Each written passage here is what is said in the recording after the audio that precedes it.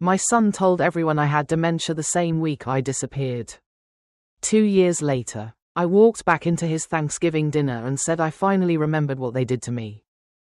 My daughter-in-law dropped her wine glass. The sound shattered through the dining room like a gunshot. I smiled. What I said next made the entire table go silent. I'm glad to have you here. Follow my story until the end. And comment the city you're watching from so I can see how far my story has reached. The dining room smelled like rosemary turkey and cinnamon candles when I stepped through the front door. Warm light spilled across the polished hardwood floors of the house my late husband and I had bought 36 years earlier. For a moment, nobody moved. My son Daniel stood near the fireplace, frozen in place, his face drained of color. Beside him, my daughter-in-law Vanessa gripped the edge of the table so tightly her knuckles turned white. 2 years earlier, they told everyone I wandered away during one of my episodes. That was the word they used. Episodes. Confusion. Memory loss. Dementia. At least, that was the story they sold to neighbors, friends, even the police. But standing there in the doorway at 72 years old, with the cold November wind still clinging to my coat, I realized something terrifying. They never expected me to come back alive. My eyes drifted slowly across the dining table. The expensive wine, the silverware, the legal folders sitting beside Daniel's chair. They were celebrating something. Then I noticed the document lying half open near Vanessa's plate. Property transfer agreement. And suddenly, after 2 years of darkness and broken memories, another piece of that horrible night came rushing back to me. For a few long seconds, nobody spoke. The only sound in the dining room was the soft hum of the refrigerator from the kitchen and the crackling fire behind Daniel's back. Vanessa slowly bent down to pick up the broken pieces of her wine glass. But her hands were trembling so badly that she nearly dropped him again. "Mom," Daniel finally whispered. He looked older than I remembered. More grey around his temples. More lines around his eyes. But the guilt on his face was exactly the same. I took off my coat carefully and draped it over the chair near the doorway. The house still smelled the same. Vanilla candles. Polished wood. The faint scent of the lemon cleaner I used to buy every Sunday after church. For a moment, it almost felt like home again. Then I looked at the paperwork on the table. 3 folders. A realtor's business card. Documents stamped with county seals. They were preparing to sell the house. My house. The house Harold built with his own hands 36 years ago. Vanessa straightened herself quickly, forcing a smile that didn't reach her eyes. "We thought you were dead," she said softly. Not relieved, not emotional, just nervous. I studied her face carefully. The pearl earrings, the cream-colored sweater, the diamond bracelet Daniel could never have afforded before I disappeared. "No," I replied quietly. "You hoped I was." Daniel looked down immediately. That told me more than words ever could. Outside, cold rain tapped gently against the dining room windows while old memories pressed against the edges of my mind. Fragments, shadows, a cup of tea, a locked bedroom door, the dizzy feeling before everything went black. And suddenly, standing there beneath the warm Thanksgiving lights, I realized something terrifying. I hadn't wandered away. Someone had made sure I disappeared. Nobody invited me to sit down. That was the first thing I noticed. Not my grandson Ethan, who was staring at me wide-eyed from the end of the table. Not Daniel, not even Vanessa, who used to insist on hosting every holiday dinner like she was trying to prove something to the entire neighborhood. I remained standing near the doorway while the silence stretched across the room like a pulled wire. Finally, Vanessa cleared her throat. "Where have you been all this time?" she asked carefully. Not, "Are you okay?" Not, "We were worried." Just, "Where have you been?" I looked at her for a long moment before answering. In places I don't fully remember, I said quietly, but some things are starting to come back now. Daniel shifted uncomfortably beside the fireplace. I noticed the way his hand tightened around the whiskey glass he was holding. He wouldn't look directly at me anymore. That used to happen when he lied as a little boy. The rain outside grew heavier. Water rolled slowly down the dining room windows while memories flickered through my mind in broken pieces. A dark hallway. A motel room. A woman at a gas station asking if I needed help. My own name written on a paper bracelet around my wrist. For nearly 2 years, I woke up not knowing who I was. Some mornings I remembered Harold's face. Other mornings, I couldn't even remember my own birthday. The doctors called it trauma-related memory loss. But deep down, I always felt there was more to it than that. Then, 3 weeks ago, I saw Vanessa's face on a television commercial for Daniel's real estate company. And suddenly, something cracked open inside my mind. I remembered the tea she handed me the night before I disappeared. I remembered feeling dizzy. And I remembered Daniel saying something that still makes my blood run cold. She won't remember any of this tomorrow. Daniel nearly dropped his drink. The amber liquid splashed against his hand as he stared at me across the dining room table. For the first time since I walked into the house, I saw real fear in his eyes. Vanessa recovered faster. She's confused, she said quickly, forcing out a nervous laugh. The doctors warned us this could happen if she ever resurfaced. Resurfaced. Like I was some object that had washed back onto shore. I kept my eyes on Daniel. You remember that night, don't you? I asked softly. His jaw tightened immediately. Outside, thunder rolled across the neighborhood, rattling the windows of the dining room Harold once painted himself every spring. I suddenly remembered standing in this same room 2 years earlier, holding a mug of chamomile tea while Vanessa smiled too sweetly from across the counter. She always smiled like that when she wanted something. Back then, Daniel's real estate business was collapsing. Harold had passed away 6 months earlier, and suddenly everyone became very interested in my finances. The trust. The house. The investment accounts Harold left behind. At first, they framed it as concern. Maybe Mom shouldn't manage things alone anymore. Maybe we should simplify her finances. Maybe it's time for assisted living. I remember feeling embarrassed every time they spoke about me like I wasn't in the room. Then came the paperwork. Powers of attorney. Medical release forms. Bank authorization documents. I signed some of them because Daniel was my son, and I trusted him. That trust almost destroyed my life. I looked down at the property transfer papers still sitting on the Thanksgiving table. Vanessa slowly reached for them, but I placed my hand over the folder first. No, I said calmly, I think it's finally time we talk about what really happened to me. Nobody sat down after that. The Thanksgiving dinner that Vanessa spent days preparing slowly turned cold on the table while the 4 of us stood frozen inside the dining room. Even Ethan looked confused now, his eyes moving nervously between his parents and me. Vanessa crossed her arms tightly. You disappeared for 2 years, she said. Do you know what we went through? I almost smiled at that. What we went through. Not once did she ask where I slept.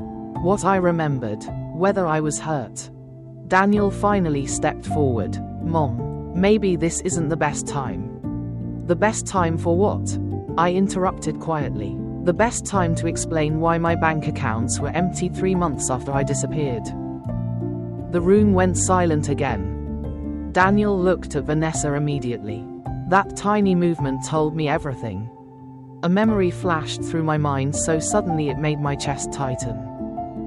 I was sitting in the passenger seat of Daniel's SUV that night.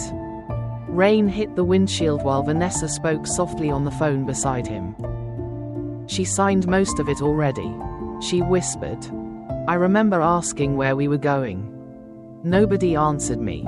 Then darkness. When I woke up days later, I was alone in a cheap motel nearly 3 states away with no purse, no phone, and barely any memory left. The doctors later told me I'd been heavily sedated. At the time, they assumed it was accidental. Now I wasn't so sure. Vanessa suddenly grabbed the property folder from the table. "You need to leave," she snapped, "right now." But her voice was shaking. I looked directly at Daniel. "Tell me something," I said softly. "When you told the police I wandered away during a dementia episode, did you already know I'd never make it back?" Daniel couldn't answer me. He opened his mouth twice, but no words came out. His face had gone pale beneath the warm dining room lights, and suddenly he looked less like a successful businessman and more like the frightened little boy who used to lie about broken windows and unfinished homework. Vanessa stepped in front of him almost immediately. "You're tired," she said sharply. "You've obviously been manipulated by someone." Manipulated. That word stayed with me. Because for 2 years, I kept asking myself the same question. Why did so much of my memory feel broken apart like shattered glass? I remembered pieces. A bus station in Nebraska. A shelter run by church volunteers in Colorado. Waking up in hospitals with different doctors asking me the same questions over and over again. "What's your name? Do you know what year it is? Do you remember your family?" Sometimes I did. Sometimes I didn't. But one thing always stayed buried deep inside me like a splinter I could never remove. Fear. Not confusion. Not sadness. Fear. I slowly pulled a folded envelope from my purse and placed it carefully on the dining table beside the untouched turkey platter. Daniel stared at it immediately. He recognized the handwriting on the front. "Harold's lawyer. I met with Mr. Carlyle 3 weeks ago," I said quietly. "Apparently, he became very concerned after my accounts started moving money while I was supposedly missing." Vanessa's expression changed instantly. That tiny crack in her composure told me I was finally getting close to the truth. "There's more," I continued softly. "Mr. Carlyle also told me something very interesting." I looked directly at my son.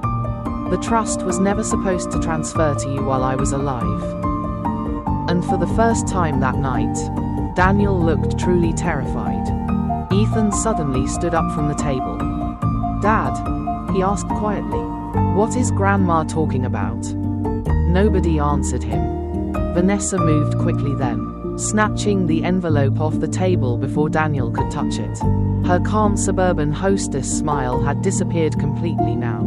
I could finally see the panic underneath. "You shouldn't be reading private legal documents," she snapped.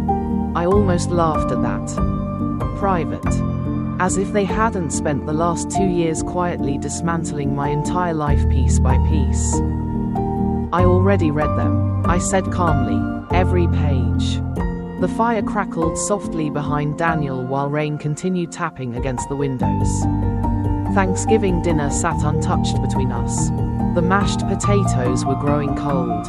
The turkey had already started drying beneath the dining room lights. Nobody cared anymore. Not after the truth entered the room. Mr. Carlyle had explained everything to me slowly during our second meeting. Harold created the family trust with very specific instructions years before he died. If I ever became medically incapacitated, a full psychiatric evaluation from 2 independent physicians was required before anyone could touch the estate. That evaluation never happened. Instead, someone submitted temporary emergency paperwork only 8 days after I vanished. Temporary guardianship, financial authority, property access. All signed by Daniel, my own son. I didn't know everything Vanessa was doing. Daniel finally whispered. But he still wouldn't look me in the eye. That hurt more than I expected. Because deep down, part of me had spent 2 years hoping my son was weak. Not cruel. Vanessa turned toward him instantly. "Don't do this," she hissed under her breath. And suddenly, another memory returned to me. The motel room. Waking up alone. Finding bruises on my arm from an IV line. And hearing Vanessa's voice one last time before the door closed. If she remembers anything, we lose everything. Daniel sank slowly into one of the dining room chairs like his legs could no longer hold him up. For a moment, he looked exactly like he did at 16 years old after crashing Harold's truck into a mailbox. Ashamed, cornered, desperate for someone else to fix the damage. But this time, there was no fixing it. Vanessa still stood rigid beside the table, gripping the legal envelope so tightly the paper had started to bend in her hands. She has no proof, she said coldly. This is just fragments of memory from a confused old woman. Confused old woman. I noticed Ethan flinch when she said it. That hurt him. Good. Because for the first time, someone else in this family was finally seeing what I had lived with for years. I reached slowly into my purse again and removed a small silver flash drive. Vanessa's face immediately lost color. I didn't come here alone tonight, I said quietly. Mr. Carlyle is waiting outside with 2 investigators. Nobody moved. The only sound was the ticking grandfather clock near the staircase Harold built the year Daniel graduated college.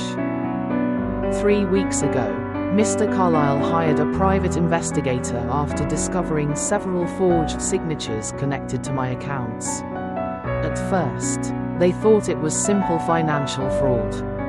Then they found surveillance footage from the motel parking lot the week I disappeared. Daniel's SUV. Vanessa stepping out of the passenger side.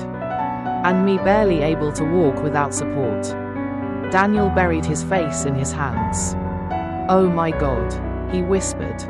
But Vanessa still refused to break. She was sick, she snapped. We were trying to protect the family. I looked at her calmly for several seconds. Then I finally asked the question that had haunted me for 2 years. If protecting the family was the goal, I said softly, why did you leave me drugged and alone 3 states away? Vanessa didn't answer my question. She simply stood there breathing hard, her eyes darting toward the front windows as if she were calculating how quickly she could leave the house before Mr. Carlyle walked through the door. That told me enough. Daniel slowly lifted his head from his hands. His eyes were red now. Mom, he whispered, I never meant for it to go that far. The pain in my chest surprised me. Not because of what he admitted. Because a small part of me had still been hoping he would deny it completely. That maybe there was some misunderstanding hidden underneath all this ugliness. But there wasn't. The grandfather clock ticked softly behind us while Ethan stared at his father like he no longer recognized him. Vanessa finally snapped. You want the truth? She shouted suddenly.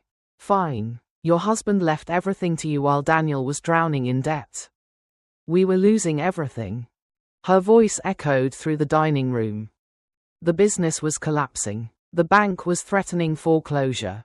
We needed access to the trust before creditors destroyed us. Needed. Such a harmless word for something so cruel. I looked at Daniel carefully. You agreed to this? His silence answered for him. Vanessa laughed bitterly and pointed toward the windows. She was already forgetting things. She said, we just helped the process along. Helped the process along. Like I was some old piece of furniture they needed removed from the house.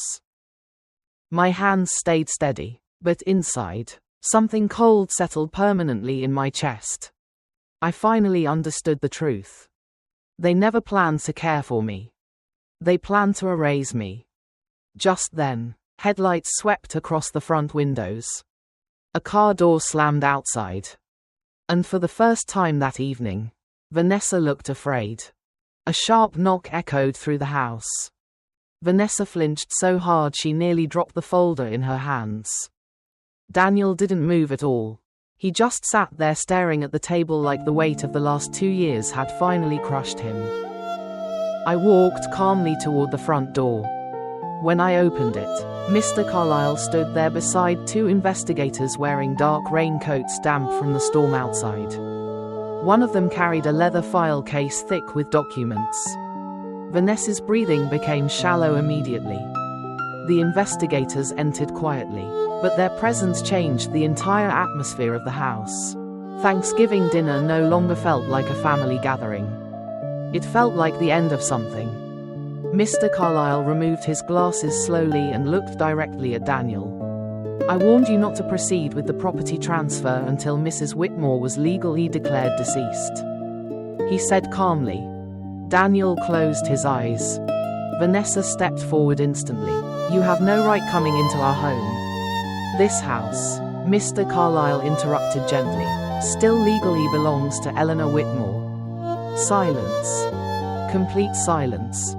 I looked around the dining room. Harold and I spent decades building together.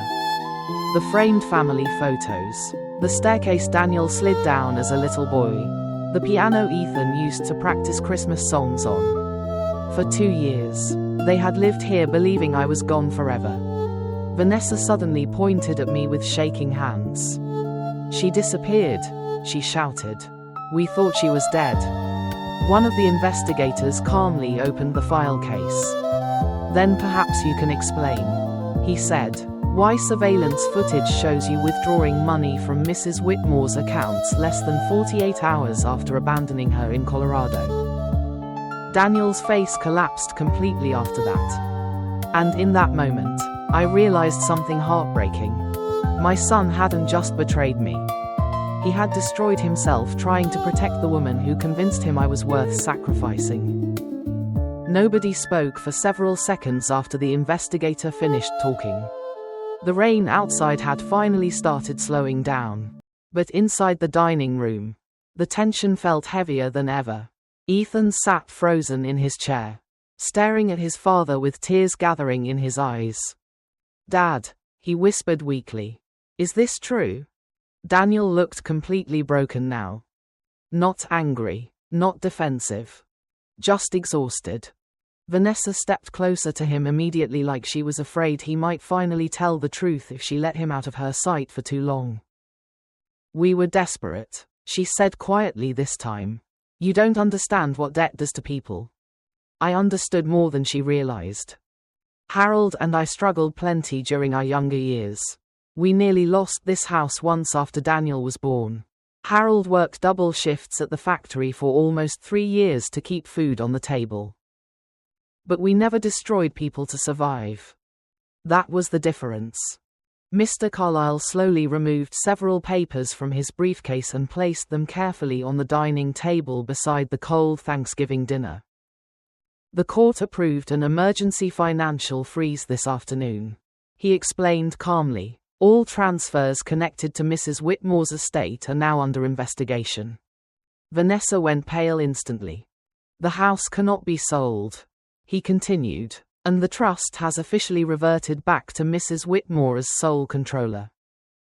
I watched Daniel lower his head into his hands again. At that moment, he looked older than his 51 years. Not because of time. Because guilt had finally caught up with him. I should have felt victorious standing there. Instead, I only felt tired. Tired of grief. Tired of betrayal. Tired of realizing that the people I loved most had slowly started seeing me as an obstacle instead of a mother. Then Ethan quietly stood up and walked toward me. And for the first time that night, someone in that house reached for my hand instead of my money. 3 months later, I moved into a small cottage near a lake in northern Maine. It wasn't a mansion, it wasn't grand, but it was quiet. For the first time in years, the silence around me no longer felt lonely. It felt peaceful. Every morning, I sat on the back porch with a cup of coffee wrapped between my hands while cold mist drifted slowly across the water. Sometimes I watched the loons glide across the lake. Sometimes I simply listened to the wind moving through the pine trees behind the house. After everything that happened, I learned to appreciate quiet differently. The investigation into Daniel and Vanessa was still ongoing. Mr. Carlyle handled most of it for me because I no longer had the energy for courtrooms and legal meetings. Vanessa left the state shortly after Thanksgiving. Daniel stayed behind. According to Ethan, he barely spoke anymore. That broke my heart more than I expected.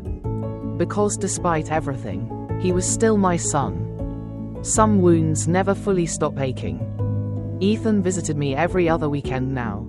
We cooked simple dinners together, walked along the lake, and talked about ordinary things again. School, music, life. One evening, he looked at me very seriously and asked, "Grandma, how did you survive all of that alone?" I thought about the question for a long time before answering. I remembered who I was. I said quietly, because that was the real thing they tried to take from me. Not just my money. Not just my house. My identity. My place in the world. But they failed. As the sun disappeared behind the lake that evening, I realized something important. Being needed is not the same as being loved. And sometimes the most powerful thing an old woman can do is refuse to disappear.